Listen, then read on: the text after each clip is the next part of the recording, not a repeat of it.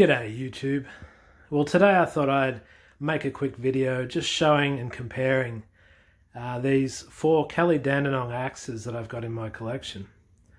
They're probably my favourite axe out of the axes that I've used so far for general use, for felling, for bucking, even for splitting. They're some of the best axes that I've used, so I'm a big fan of them.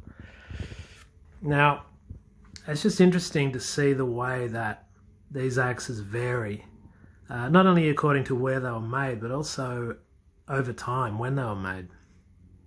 So just looking at this, this is a true temper. World's finest Kelly Dandenong. Now, I restored this fairly recently. It's on a 32-inch hickory handle. I don't know whether you can see, that's got some pretty convex cheeks and a pretty fat wedge shape. You can see that that would make really a fantastic splitting axe. I reckon the combination of the drawn out wedge shape with the thick cheeks on this thing and quite a thin cutting edge, quite almost a flat ground cutting edge, I think this is going to make a fantastic chopper. Haven't used it yet, but I think I will pretty soon. Yeah, I've got a feeling that the profile of this Canadian Kelly is actually going to make a fantastic user. Then we come to this one, which has its original beautiful old hickory handle. I mean, look at that for a skinny profile vintage handle. That's how they made them. Beautiful patina on this thing. I've never used this axe because I'm really scared of taking a chunk out of this beautiful old handle. This is an English-made Kelly Dandenong. And you can see it's very interesting on the original handle. You can see how that head is set. They've actually cut the eye of the handle on an angle to compensate for the angle of the head, which you don't see that often. It's a fairly compact bit, and again, let's see if I can show this. Now you can see that the convexing on that is a lot less than the Canadian True Temper. I mean, it's not particular. There's a little bit of convexing on those cheeks, but not a lot. Nice wedge shape on that. That would also make a great splitting axe. But yeah, not as convexed in the cheeks. Very, very tall axe. Very wide cutting edge, big sweep to that cutting edge. I mean, it's a really classic hardwood cutting edge profile on that thing. Lovely curve, compact.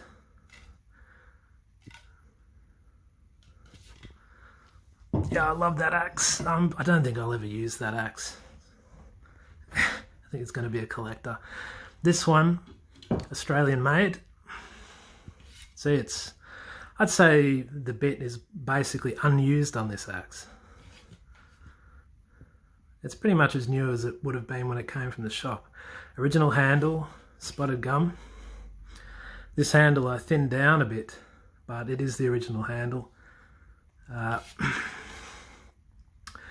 this is, some of the Australian Kelly Dandenongs are marked in kilos, so I'm assuming they're from maybe the late 60s, early 70s. This is one of the later ones, marked in kilos. Being a later axe, I mean, it's interesting to look at the profile on this. It's so thin. The cheeks are almost flat. They are convex, but very little convexing. It's almost like a concave shape to that bit. You'd say it's almost getting to be more like a European or American axe rather than an Australian axe. Very different profile to the Canadian or the English-made axes that I've just shown. This axe chops dead wood better than any other axe I've ever used because of this thin profile and this very long cutting edge. But it's very sticky. So if you're swinging with a lot of force, this axe sticks a lot, so I don't use it very much. It's also worth a lot of money now. these axes have gone up enormously in price. Then this one, which is actually my favourite work axe. This is a 4-pound Kelly Dandenong made in Australia. See it there?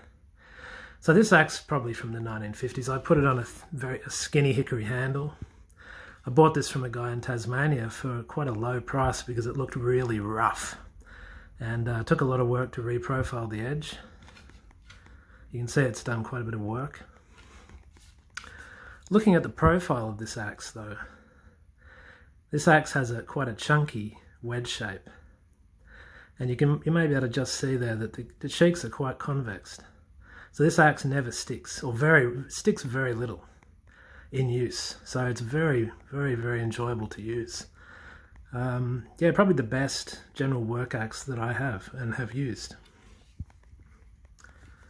So the conclusion I have to draw from these is that as the axes went on in time, it seems that they became thinner, and it seems they became a little less convex in the cheeks for whatever reason. So I think these ones that are marked in pounds rather than kilos, maybe from the 50s, these are better choppers and better work axes than the later ones like this axe, which are rather too thin and too flat in the cheeks. And they're rather sticky. But I think out of all of these four, the profile that I think I like the best is this True Temper. I think this axe is going to turn out to be a really great chopping axe.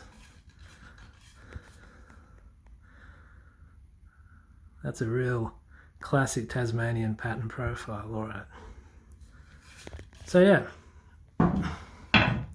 just a quick overview of some Kelly World's Finest Dandenong axes. Okay, see ya.